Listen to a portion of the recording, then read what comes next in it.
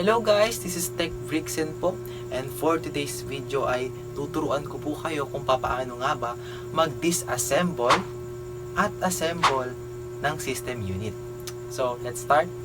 So bago po tayo magsimula, make sure po na naka-turn off po ang ating computer or naka-shutdown po ang ating computer. Then dapat po nakatanggal po lahat ng mga cables sa ating system unit para iwas po tayo sa aksidente.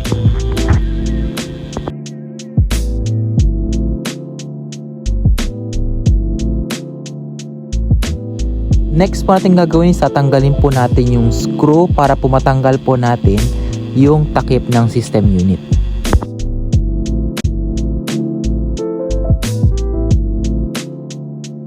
At ayan, natanggal na natin. Next po natin gagawin is ihiga po natin ang ating system unit para mas madali po natin itong ma-disassemble.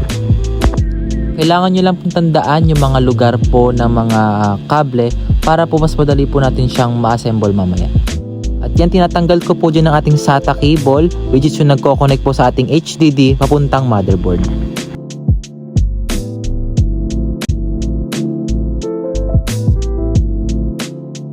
At ngayon naman, i-unscrew naman po natin yung mga screws dyan po sa ating hard disk para po maingat po natin at matanggal po natin ang ating hard disk. So meron po tayong dalawang klase po ng storage device for computer. So meron po tayong hard disk drive na ating tinatanggal ngayon, at SSD naman po ang tawag o solid state drive na modern po na ginagamit na 10 times faster po sa hard disk. Sa pagkatanggal naman ng ating RAM o random access memory ay pindutin na lang po natin, push down lang po natin ang magkabilang side at magpa-pop up na po yan. So dahan-dahan lang po para hindi po siya masira. Tatanggalin naman po natin ang ating 24-pin cable ng power supply na siya nagpo-provide ng power po sa ating motherboard at sa ibang components po ng computer. Sa pagpipindot naman po nito, i-press lang po natin, then paangat para matanggal po ito ng dahan-dahan.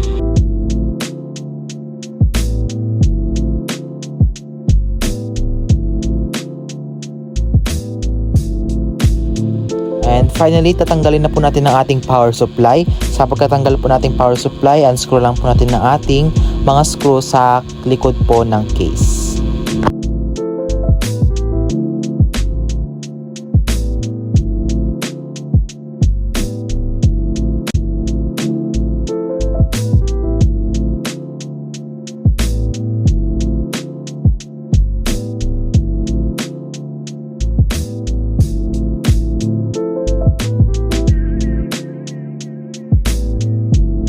At ayan, after po natin tanggalin yung mga screws, dahan-dahan po natin itong tanggalin power supply at ingatan po natin masagi ang motherboard para hindi po ito masira.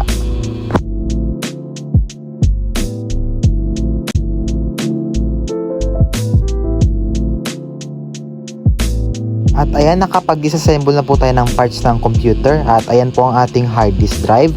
Ayan po ating mga SATA cable. At ayan po ang ating random access memory. At andyan naman po ang ating power supply. At sa pag-assemble naman po ng ating system unit, ikakabit naman po natin ang ating power supply. Ayan, dahan-dahan lang po. At i-screw na po natin siya para ma-secure po siya.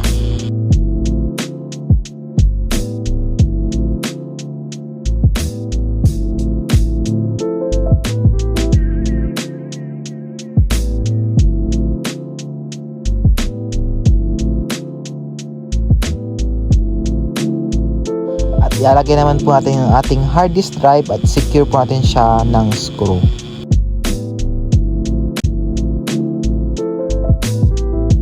Sa paglalagay naman po ng ating RAM, i-align mo lang po yung notch dun po sa lagayan ng RAM para po ma-fit po siya ng maayos. Then sa paglalagay naman po, ipipress mo lang po hanggang makarinig po kayo ng click.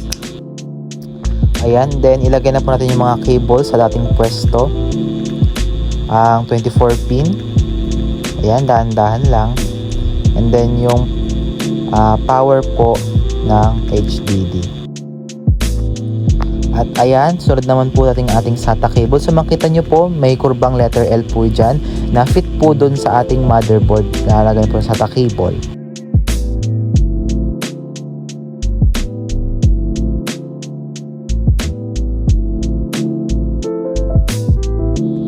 same din doon sa kurbang letter L. Ayan, makita nyo po sa HDD natin, may L din po yan.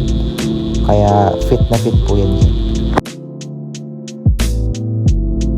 At ayan, tapos na po ang ating pag-a-assemble ng system unit. So, isara na po natin siya. So, ilagay na po natin ang kanyang side panel. So, syempre, ilagay po natin ang kanyang screw para ma-secure.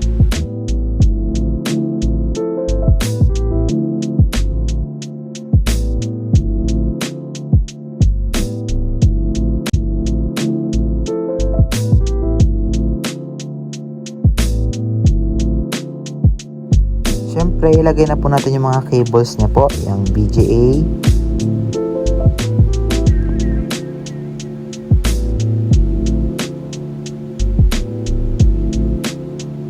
And yung mouse and keyboard po niya. And LAN cable and then yung power cord niya po. Okay, the moment of truth, i-turn na po natin para ma-test kung gumagana na po siya. Ayan, successful po ang ating pag-assemble at disassemble po ng system unit. At ayan, tapos na po ang pag-disassemble at pag-assemble po natin ng ating system unit. So sana po itong video po ito ay makatulong po sa inyo at tandaan po lagi na handle with care po. Maraming salamat po. Bye-bye.